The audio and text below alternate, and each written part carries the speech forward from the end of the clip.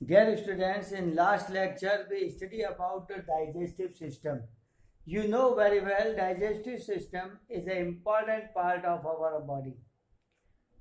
Now we going to study a very specific chapter 24 excretory system.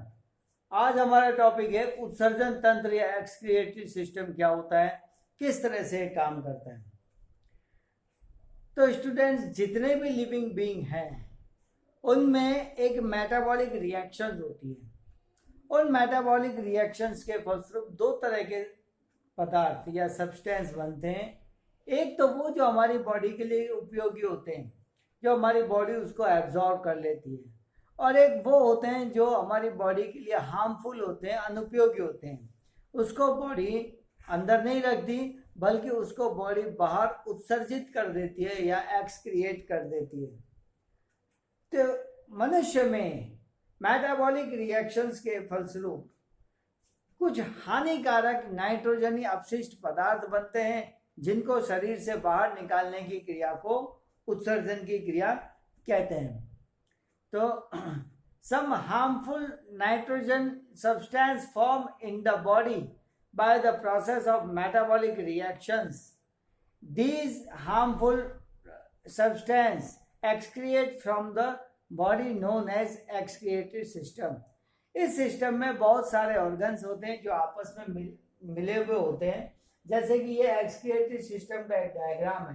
तो इसमें क्या क्या होंगे? इसमें होगी किडनी, फिर होता है यूरेटर, फिर है यूरेथ्रा, और ये क्या है? Urinary bladder. तो इसमें ये चीजें पाई जाती है जो उत्सर्जन का काम करती है।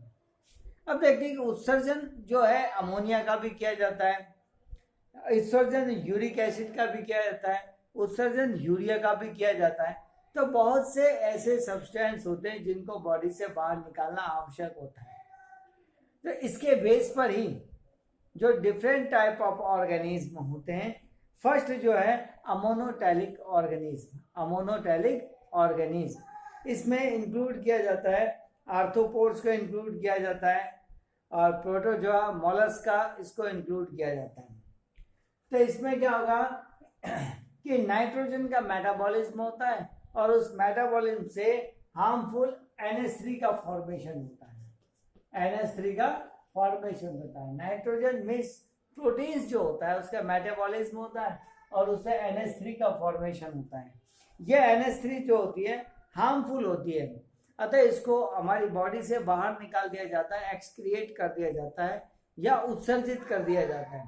तो ऐसे सभी ऑर्गेनिज्म या प्राणी जो अमोनिया का उत्सर्जन या एक्सक्रिएशन करते हैं उसको हम अमोनोटैलिक प्राणी कहते हैं, अमीनोटैलिक प्राणी कहते हैं। सेकंड होता है यूरियोटैलिक प्राणी। प्रोटीन और नाइट्रोजनस सब्सटेंस के मेटाबॉलिज्म से यूरिया का फॉर्मेशन होता है।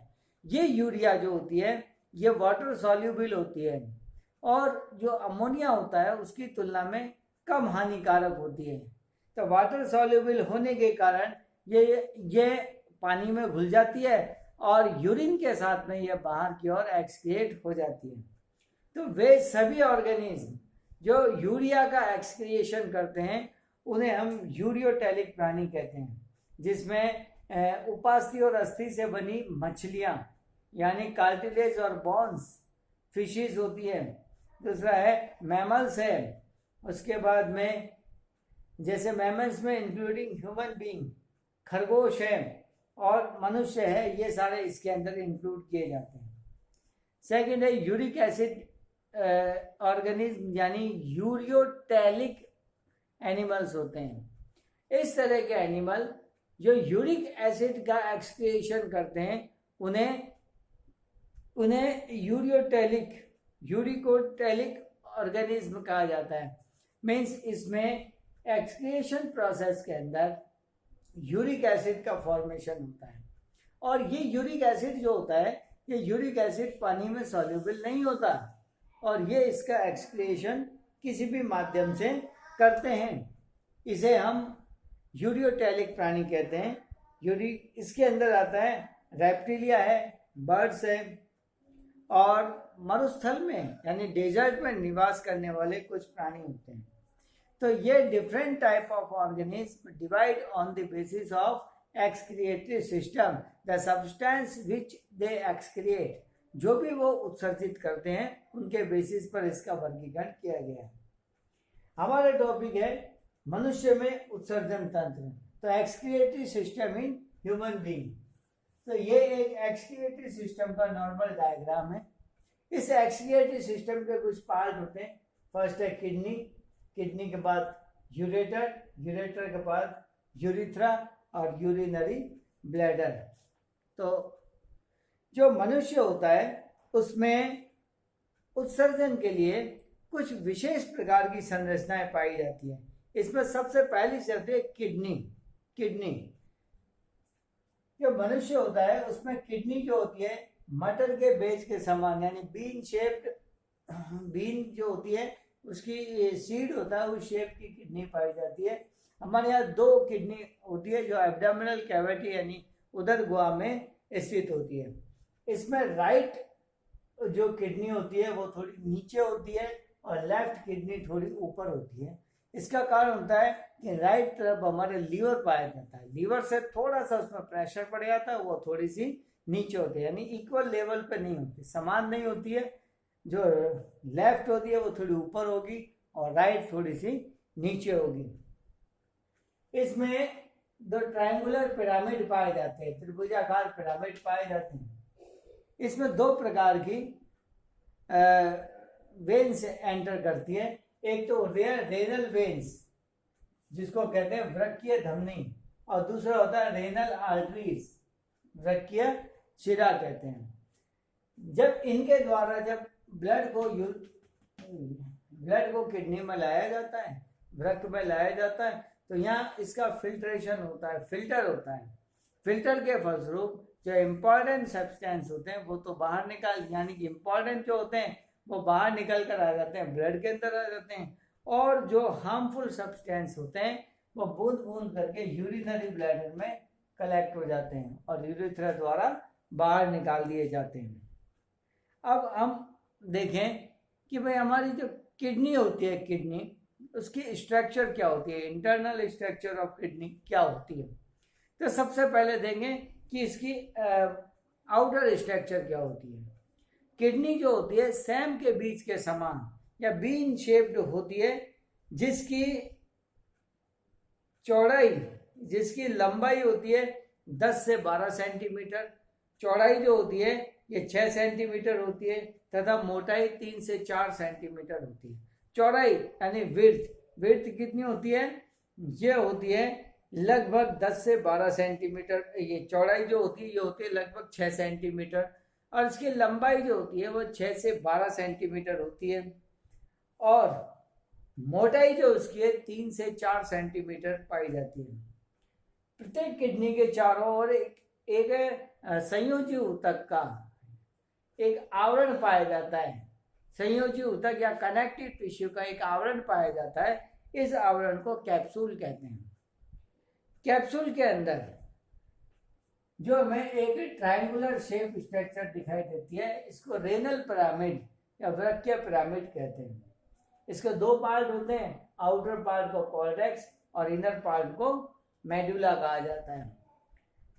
इस तरह से इसके ऊपर यहाँ पर एक टोपी के समान संरचना पाई जाती है, उसको अधिवृषण या एड्रेनलिन ग्लैंड इसके अंदर कहा जाता है। अब ये देखते हैं कि इंटरनल स्ट्रक्चर क्या होती है, किडनी की इंटरनल स्ट्रक्चर क्या होती है।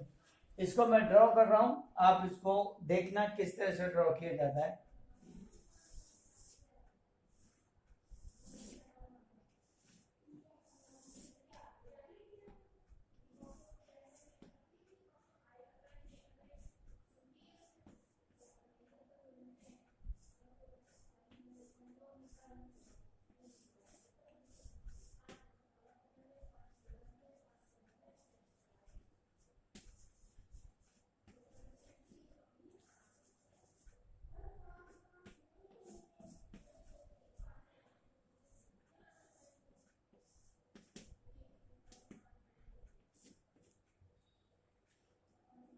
ये इसकी आउटर स्ट्रक्चर होती है जिसको कहते हैं कैप्सूल।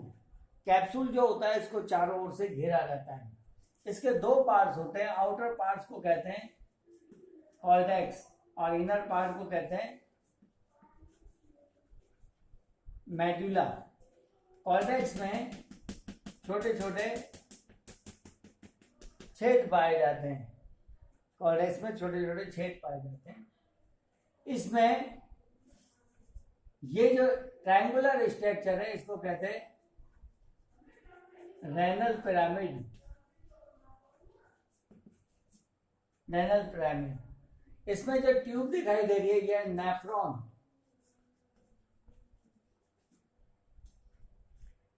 ये जो चौड़ी स्ट्रक्चर है तो पेल्विस, यहां पे हाइलस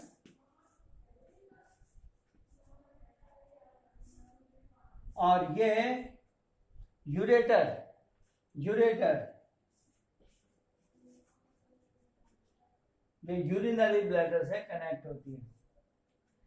यदि हम किडनी की इंटरनल स्ट्रक्चर देखें तो बीन शेप्ड या किडनी की ये सैम के बीच के समान ये दिखाई देती है। ये चारों ओर से एक आवरण द्वारा कवर रहती है, यानी कवरिंग होती है। इस कवरिंग को कॉर्टेक्स कहते हैं। यही नहीं, इस कवरिंग को क्या कहते हैं? कैप्सूल कहते हैं। कैप्सूल इस किडनी को प्रोटेक्ट करने का काम करती है। इस किडनी की इंटरनल स्ट्रक्चर देखें तो टू पार्ट्स में डिवाइड होती है। आउटर पार्ट्स को इसको कॉर्टेक्स कहते हैं, जबकि अंदर वाला पार्ट होता है वह मेडुला कहलाता है। कॉर्टेक्स कैप्सूल के जस्ट नीचे स्थित होता है और इसमें डॉटेड स्ट्रक्चर पाई जाती है, यानी ग्रैन्यूल्स पाई जाती है। एक्चुअल में ये ग्रैन्यूल्स जो होती है, ये जो नेफ्रॉन है, नेफ्रॉन का हेड होती है। इसमें बॉमेन कैप्सूल और इसमें प्रॉक्सिमल कॉन्वोलेटेड ट्यूब पाई जाती है। Bowman capsule and proximal convoluted tube, यानी कि बॉमेन संपुट और समीपस्थ कुंडलित नलिका इसके अंदर आकर के खुलती है। इसके आंतरिक भाग को हम मेडुला कहते हैं। मेडुला के अंदर अनेक 6 से 12 या इससे भी अधिक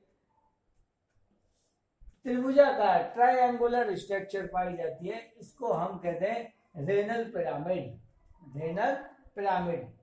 ये रेनल पिरामिड एक दूसरे से ये एक कॉलम द्वारा सेपरेट होते हैं, जिसको कहते हैं बल्टनी के रेनल स्तंभ। बल्टनी के रेनल कॉलम्स या बल्टनी के रेनल स्तंभ। तो ये बल्टनी के रेनल स्तंभ कॉलम द्वारा सेपरेट रहते हैं। प्रत्येक जो पिरामिड होता है इसमें नेफ्रॉन पाया जाता है और ये नेफ्रॉन कॉइल्ड स्ट्रक्चर होती है। इसमें हैनेला लूप, डिस्टल कॉन्वोलेटेड ट्यूब और कलेक्टिंग ट्यूब इसमें होती है, क्योंकि दो तो कॉर्टेक्स में होते हैं पार्ट, इसके बाकी के पार्ट इसमें होता है। इसमें फर्स्ट क्या होगा? इसमें फर्स्ट होता है यू आकार का हैनेला लूप होगा, फिर उसके बाद में आगे जाए तो डिस्टल कॉन्वोलेटेड ट्यूब, दूरस्थ कुंडलित नलिका और संग्रह नलिका या कलेक्टिंग ट्यूब इसके अंदर पाई जाती है। इसमें नीचे जाकर के ये आपस में जुड़ती है, जुड़ करके चैम्बर बनाती है। यहाँ पे जो चैम्बर है ये थोड़ा आकार में बड़ा है और यहाँ जो चैम्बर है ये आकार में छोटा है। तो नीचे जो ये नेफ्रॉन्स होती है, इनसे निकलने वाली ट्यूब्स होती है, वो आपस में जुड़ जाती है और जुड़ करके ये एक चौड़ी नलिका के अंदर आकर के खुलती है, जिसे पेल्विस कहते हैं। इस चौड़ी नलिका को क्या कहते हैं? पेल्विस कहते हैं। ये पेल्विस नीचे की ओर यूरेटर से जुड़ी होती है, जो यूरिनरी ब्लैडर से जुड़ी हुई होती है। यहाँ पर एक गड्ढे नुमा संरचना पाई जाती है। इस गड्ढे नुमा संरचना को हाइलस, गड्ढे नुमा संरचना को हाइलस कहते हैं। इस हाइलस से जो है रेनल आर्टरीज और रेनल वेन्स, वृक्कीय शिरा और वृक्कीय धमनी इसके अंदर एंटर करती है। साथ ही ये यूरेटर जो होता है, इसके द्वारा जो यूरिन का फॉर्मेशन होता है, ये urine drop by drop urinary bladder में इकट्ठा हो जाता है। और जब यूरिनरी ब्लैडर भर जाता है तो इसमें जो मसल्स होती है, इनवॉलेंट्री मसल होती है, अनैच्छिक मसल होती है, जब ये भर जाता है तो इसमें कॉन्ट्रिक्शन होता है और इस कॉन्ट्रिक्शन से प्रेशर उत्पन्न होता है। इस प्रेशर से यूरिनरी ब्लैडर से जो यूरिन होता है यूरेटर से होता हुआ यूरिथ्रा द्वारा बाहर की ओर निकल जाता है, यानी कि मूत्र मार्ग द्वारा बाहर की ओर निकल जाता है। तो स्टूडेंट्स, ये एक बहुत ही छोटा और इम्पोर्टेंट टॉपिक है कि what is the internal structure of kidney, kidney की आंतरिक संरचना क्या होती है, जो आपने काफ़ी अच्छी तरह से इसको पढ़ा है। मैं इसके नोट्स भी भेज दूंगा आपको, आप उसको सावधानी से पढ़ना और उसमें पता करने की कोशिश करना कि भाई इसमें क्या है, किस तरह से आता है। तो क्वेश्चन इसमें मैंने आपको बता ही दिया, what is the structure of excretory system of human beings, मनुष्य के उत्सर्जन तंत्र का चित्र बनाइए और जो इसमें किडनी है उसकी इंटरनल स्ट्रक्चर के बारे में बताइए, ये बताया था। नेक्स्ट लेक्चर में हम पढ़ेंगे कि what is the structure of nephron and what is the mechanism of urine formation, urine के बनने की क्रिया और नेफ्रॉन क्या स्ट्रक्चर होती है, किस तरह से काम करता है, इसके बारे में हम नेक्स्ट लेक्चर में पढ़ेंगे। धन्यवाद।